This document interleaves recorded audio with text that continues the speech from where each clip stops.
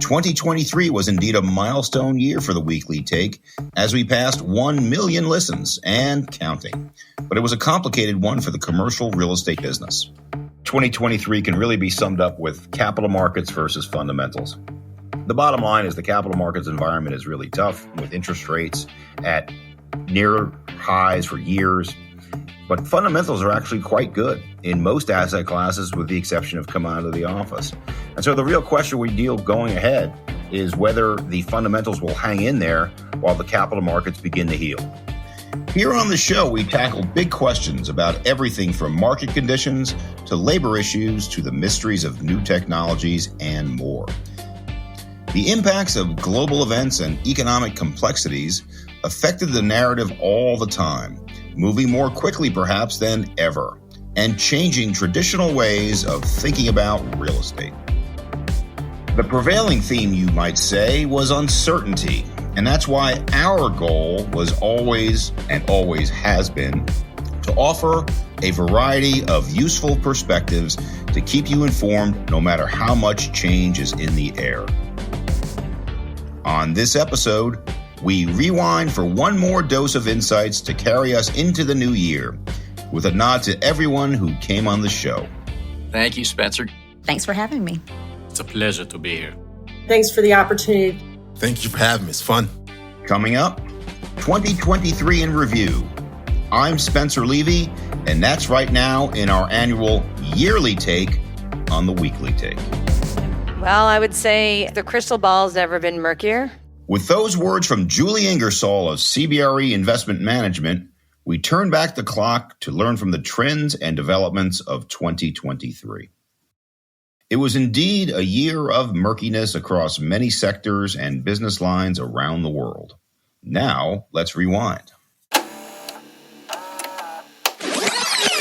Welcome to the Weekly Take, and this week we're going to be talking about our 2023 outlook. Back in January, our programming season began, as usual, with CBRE's Global Chief Economist Richard Barkham leading our annual Market Outlook episode. From the get-go, it was clear that 2023 had the potential to be unlike any in recent memory. Inflation isn't going to drop like a stone, but it will decrease over the course of 2023, allowing rates to be cut and a revival in the economy in 2024. That's the big picture.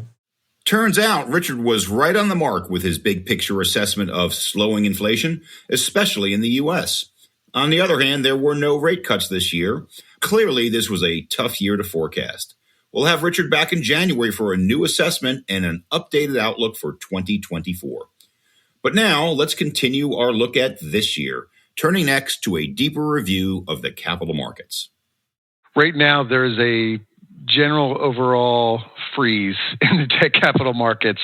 I think lenders are struggling with how to underwrite interest rate exposure. I think borrowers are struggling with how to underwrite a deal with so much uncertainty around this Fed tightening cycle.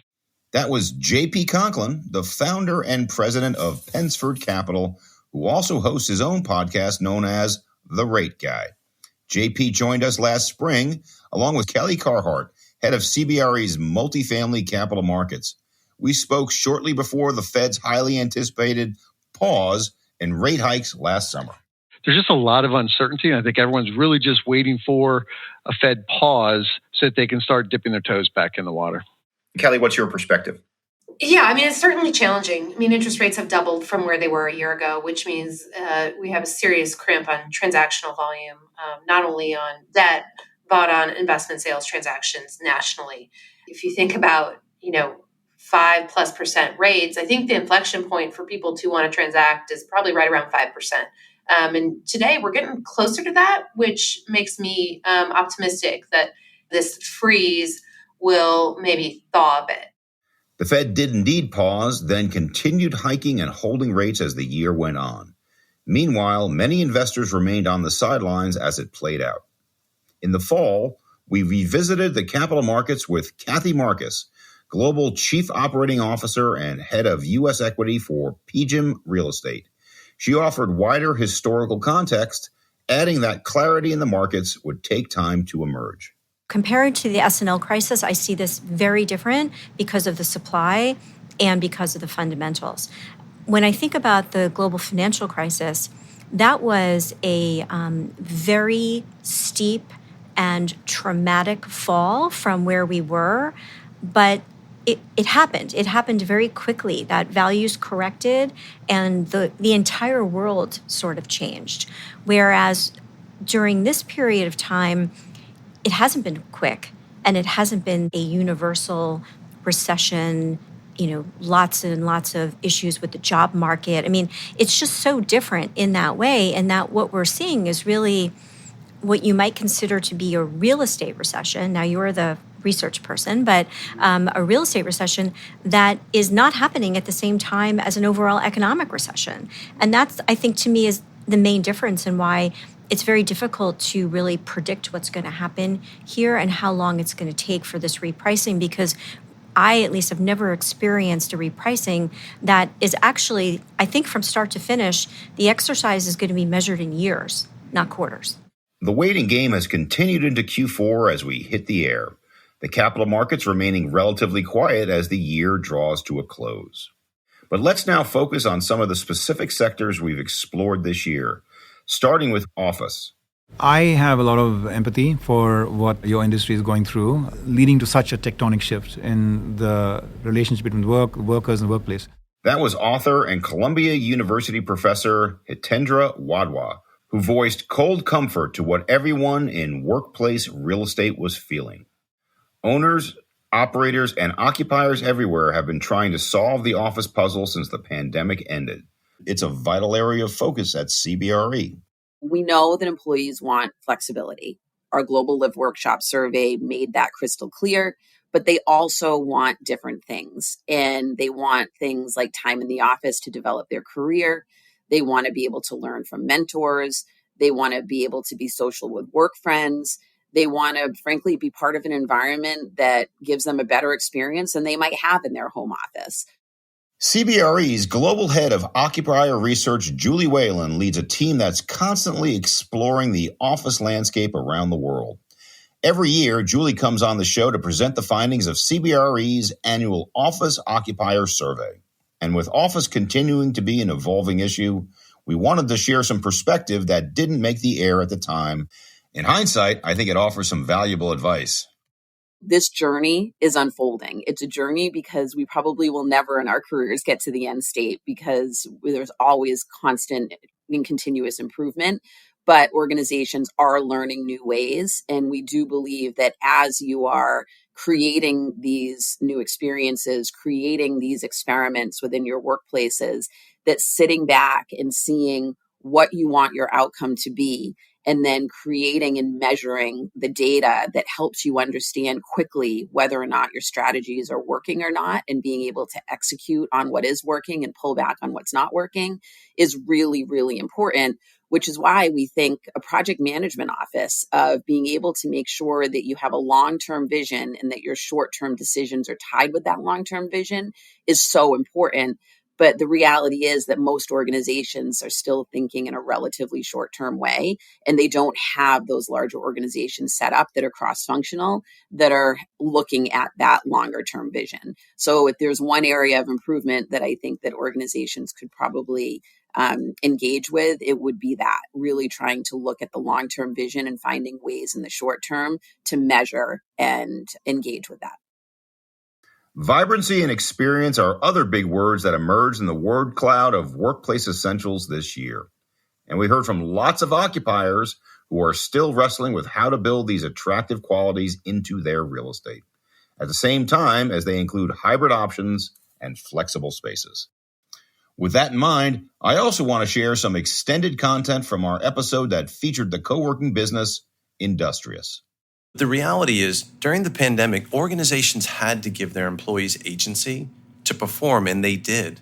They can't take that trust they've given their employees back. They need to leverage it by having a more thoughtful way of creating vibrant experiences. CBRE's global head of workplace and design, Lenny Bedoyan, joined us alongside Industrious founder Jamie Hidari and John Stevens from CBRE Americas Consulting. Their consensus was that return to office is also about fostering a dynamic of trust between managers and talent. Here's more from Lenny. If employees are making a choice to be deliberate about their experience, whether it's going to an industrious office, whether it's coming into a CBD, whether it's working remote for the day, if they feel like they're being intentional in what they're being asked to do, they feel empowered to do great things. And I think organizations have to recognize they can shape these circumstances, the choice we locate our office, the way that we create experiences around the office. All of those things can be highly intentional to really unlock the potential of their workforce. And I think the smart employers are thinking about their employees in that sense, and therefore they're making their real estate manifest around those principles of creating really vibrant experiences. We heard this from a variety of occupiers, including some who have been reinventing their workplaces to bring people together with long-term vision in mind. Ford's real estate leader, Jim Dubleski, told us about Fordland's efforts to do so as part of a community revitalization effort in downtown Detroit. And White Castle CEO Lisa Ingram, a.k.a. the Queen of Sliders, described how her family's 100-year-old burger business recently opened a new headquarters after the better part of a century to attract and retain talent with their unique culture and personality. We went from a building that had served us well for 80-some years, but was very closed off, lots of hallways, lots of offices, to our building now, which is very open, lots of natural light. There are no offices. I do not have an office. Everybody is in cubicles because we really believe that that's part of our open and fun culture, that for you to come out of your office and then engage with people versus being just at your desk and having that engagement sort of happen serendipitously is really a fun thing about our brand. So we have a slide in our building that goes from the second floor down to the first floor, which is an homage to our retail plants, because in our retail plants are 2 packs of 2 sliders go from the spiral freezer up, and then they come down this slide into the packaging area. And so that's a fun way. If you're ever having a bad day at the office, you go down the slide, you will smile like a 5-year-old. So that's wonderful. We have a throne because What Castle doesn't have a throne. So we have a throne that you can get your picture taken in with the scepter. You know, when you've been around for 102 years, you have a lot of history. And so incorporating that history into the building. So there's a timeline that goes up the main stairwell. There's an interactive electronic board that you can touch, that you can see pictures and read about all of our Cravers Hall of Famers, which are our most loyal customers, or the community involvement that we have at White Castle, which is a big focus for us, or the history of the company over the 102 years. And then we also have, in our old building, we had a lot of wood paneling, and we have this beautiful mahogany desk that was my great-grandfather's, my grandfather's, and my father's. And it's a beautiful centerpiece in our open lobby area. Well, by the way, you should know I did go down the slider. First time I was here, I will be going it down again today. Nice. It's always a good time. It's always a good day at the office here. Yes. So as amenities goes, a multi-story slide may not be practical for everyone. But you know what did make a big impact across the business world this year? New kinds of technology, from the evolving digital economy to emerging prop tech, and at the forefront of it all, the seemingly rapid rise of artificial intelligence. Stepping back, I'm amazed how many folks believe that AI magically was created like December of last year when OpenAI released ChatGPT. It's been around since the 40s. It's based on just mathematical principles. Blackstone's CTO, John Stecker, offered some context, but AI certainly did seem to show up in real life like never before. Sure, it hasn't taken over the world like Skynet or The Matrix or some other sinister sci-fi invention. But AI did dominate conversations about everything from data to labor issues in Hollywood to Detroit to everyday tasks in real estate and more. Make no mistake, artificial intelligence is evolving rapidly, and it's another one of the looming mysteries of the year, driving a huge and potentially transformational global impact. We discussed that with Mark Ganzi of Digital Bridge, a market leader in data centers. We've been building public cloud for 11 years, and today we're at 13 gigawatts of leased space in the public cloud environment. And along that journey, we've spent somewhere around $3.8 trillion building the public cloud, okay? So that's the CapEx, and there's the output. Let's back up for 1 frame second. That. $3.8 trillion. Folks, that's that's about 10% of the size of the U.S. economy every year. I mean, that's an it's enormous a lot amount of money. It's a lot of money, Yeah. but it shows you how much Yeah. the cloud guys have invested in their own infrastructure and in third-party infrastructure. Now let's frame the AI opportunity, okay? And keep in mind, 13 gigawatts, which is 13,000 megawatts of data center capacity has been absorbed in that 11 years. There's 3 different reports I've looked at, and you can believe the bottom end of it, which is 33 gigawatts, and you can believe the McKinsey report, which I think is 36 or 38 gigawatts.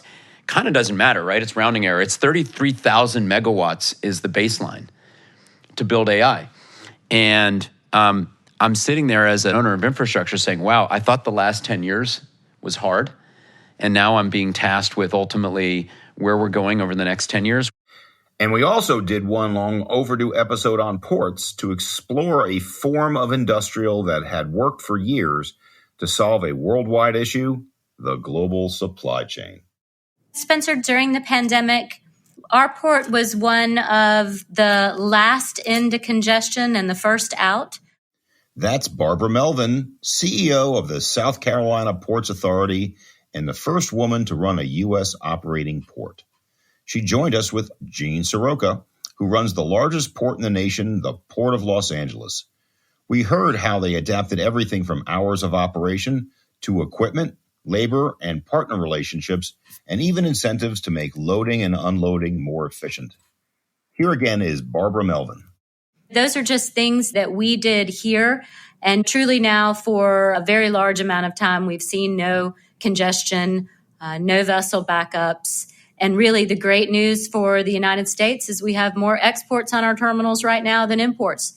So we're starting that resurgence of exports, and that, along with a lot of capacity, bring more goods now, is really our story at this point. Retail was interesting too. A lot of it powered by, you guessed it, technology. We met Kenny Mintzberg, the COO of Psycho Bunny, a native online retailer whose digital sales drove a leap into brick and mortar. We heard about disruption from Mark Laurie, a serial e-commerce entrepreneur who's engineering a new category of restaurant wonder, along with some of the most famous chefs in the world. But I think my most memorable tech-driven retail conversation was with an investor who, in keeping with our larger theme of the year, is a man of mystery. He's harnessing the power of social media, driving his real estate business with a highly followed anonymous Twitter, or I guess I should say X persona, known as Strip Mall Guy. The reach is beyond what you can believe. For me, it's 1 million impressions a day. So, that's what, 25 Yankee stadiums full of people. And so that's valuable, whether it's 30,000 a day, 1 million a day. Folks are reading it around the world. I met Strip Mall Guy at the ICSC conference in Las Vegas, where we shared interesting and entertaining takes on his sector of choice and his success. It's kind of like yelling into a dark room in a way. And so they're out there, they're silent, but it's heavy hitters. I mean, I had the president of one of the NBA teams reached out and said, hey, I'm a big fan. I'm like, is this real? So next thing I know, he invites us to an NBA game. We fly out, we sit courtside. He comes out, he wants a selfie. And I'm like, how did this possibly happen? And that's just one example of what happens when you just put your content out there and it'll resonate with somebody. I guarantee it. From such a networker and influencer to an array of owners and occupiers, authors, and even athletes, our guests range beyond core business issues to share wisdom on lifestyle and balance, efficiency and endurance, productivity, leadership, and more, sharing their insights and approaches to managing at times of risk and uncertainty. Throughout my career, people have asked, as a woman, how do you balance and how do you deal with obstacles? And I've always said, I actually don't think I've faced obstacles and it's not that I haven't faced them. I think it's all about our mindset and how we perceive them. And having a growth mindset is so important. And I think that served me well from a career perspective, and I think it served me well as a marathoner, and I think it serves me very well as a mom. And what that means is that I'm constantly taking whatever those obstacles are, and I say, I'm going to take those obstacles and turn those into opportunities. And I've always looked and said, you know what? There is nothing that's unreachable for me. And that's always been my mindset. That was one of those athletes I mentioned, marathon runner Laura Clark, who by day is the CFO of Rexford, one of the largest industrial REITs in the nation. And by the way, a shout out to another athlete who appeared on that show, Nicole Levinson, a triathlete who works as a CBRE senior marketing specialist in our San Francisco office. Nicole just completed the Ironman World Championship in Kona, Hawaii, cracking the top 100 overall finishers out of more than 2,000 competitors in the first women's-only event. When I set a goal for a race and achieve it, it's really satisfying. In the same way, I'm motivated and driven that way. Even in my job, I like to set goals and achieve them as well. Way to go, Nicole. Our next pearl of business advice might not exactly work in a world championship race, although it's an interesting counterintuitive strategy from Professor Bent Flubier of Oxford University and the IT University in Copenhagen. He wrote a book called How Big Things Get Done. And the big idea is that no matter how fast the world or the demands of a project come at you, in the face of many variables and often changes that arise, he told us the key is slowing down before acting. Thinking slowly is how he puts it. I really think this idea of thinking slow, acting fast is crucial, especially because most projects are done the exact opposite way. People think fast and then they are forced to act slow because there are so many things they didn't think through that are going to come back and bite them during delivery. That's what you typically see. So we actually say that think slow, act fast is the rhythm of a successful project. And think slow doesn't necessarily mean that you have to take years for it, even though some people do that. But it means you have to take sufficient time that you actually really know what it is that you're doing once you start on the expensive part of the project, which is the project delivery. But let's face it, times of risk and uncertainty can also create fear, which reminds me of my conversation with Rob Lilwall, a teacher by trade who became an adventure traveler, writer, and keynote speaker, and now uses his trips as a source of insight for business and leadership. Fear is such an interesting thing because it's a very helpful thing. It warns us about potential dangers which are coming up. Rob's walked and biked across deserts, tundras, entire continents in search of wisdom. And the crux of his advice was about simplifying and setting clear goals. But what I really want to share is an extended clip from our chat that includes more of his advice about fear when it comes to taking on the unknown. It's a story about something close to home, my home, that is. It felt like an appropriate takeaway for the theme of this program. And I always say the way to overcome our fear is you don't ignore it. You don't try and overcome it by willpower. You try to understand it. You ask yourself, how really dangerous is this? Who can I talk to about it? How can I reduce the danger? And kind of getting vulnerable with our fears, I think is very, very important. This is nowhere near the same fear of walking through the desert or cycling from Siberia. But this is a little bit of a personal story. When I was a kid, I was afraid of the dark. And I was actually specifically afraid of my attic in my house. And I remember when I was a young, I don't remember exactly how old I was. I might have been 12, 13. I went up to the attic, shut off the lights, and I closed the door, and I just sat there. And I just looked around and waited and waited and waited for the boogeyman who never arrived. And I'm no longer afraid of the dark, not just because of that, but because I faced it. But what you're saying is don't ignore your fears. Be rational about your fears, but you should face them. Is that a fair way to put it, Rob? Yeah, and it's so much easier said than done. And what you did, I think, is amazing. And I'd say talking to it is a key part of it, because it's easy to say, oh, let's be rational about our fears, but it's actually pretty hard. It's the whole thing. It's such an overwhelming emotion. But talking to somebody, I think, can be a very good first step to trying to understand it and process it. Talking as a way to find rationality and clarity is what the Weekly Take is all about. And for some final thoughts about that, we go back to the top of this show, to that cloud of murkiness hovering over our business. You see, there's more to what Julie Ingersoll, CBRE-IM's America's CIO, had to say about that. Well, I would say the crystal ball's never been murkier. That said, going with the theme of the session of optimism, there's great investment opportunities coming our way. And with such a sense of optimism for what's on the horizon, Julie went further with a call to action for real estate professionals in the year ahead. What I tell my team all the time is real estate in the olden days was boring. You buy it, you set it, forget it, you clipped a coupon. What an exciting time to be a real estate investor. You know nothing. Everything's changing constantly, whether it's e-commerce or return to office. That makes it a really fun and compelling and exciting time to be a real estate investor. Indeed, and other voices of experience share that level of optimism, no matter what ultimately shakes out from our current state of unpredictability. My hunch is, after having been through 6 cycles at my advanced age, there's going to be a unique money-making opportunity that people haven't seen since the Great Recession. And with a final thought, that's CBRE's Chris Ludeman, Global President of Capital Markets, who's just about seen it all in a career that started at CBRE in 1980. The game is so different today than it was a decade ago, and I think the pace of change in our industry set will change more rapidly than we can possibly imagine. So that's going to cause people in our business, executives, to be more agile, be more creative, and not be set in their ways. And that's our year in review. We'll continue to talk with the best minds in the business in the new year ahead, doing our part to help you to be more agile and creative and not set in your ways, to borrow Chris Ludeman's words. I'd like to thank all of you for listening and continuing to make the Weekly Take a success, not only by tuning in, but by commenting and sharing the show on Apple Podcasts and Spotify or wherever you listen.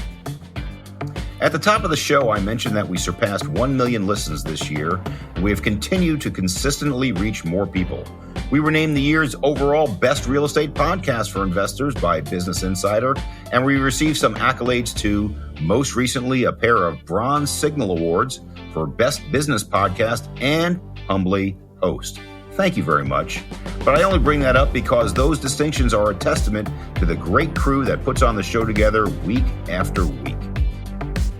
The Weekly Take is produced for CBRE by Foglight Entertainment, with episodes written and directed by Evan Canoe and produced by Greg Backer. Shows are edited and mixed by Cooper Canoe and Travis Stewart. Our theme song was written by John Vieira and Mickey Drums.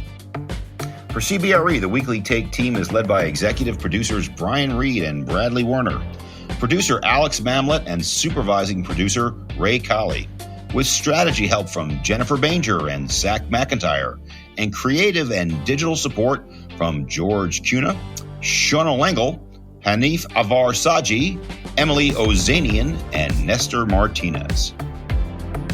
We'd also like to acknowledge our marketing leaders Jennifer Morgan and Benji Bear, as well as our colleagues in research Julie Whalen and Richard Barkham, and of course, the hard work of Chris Hudson in PR, and the inimitable Steve Ayako, our corporate comms leader.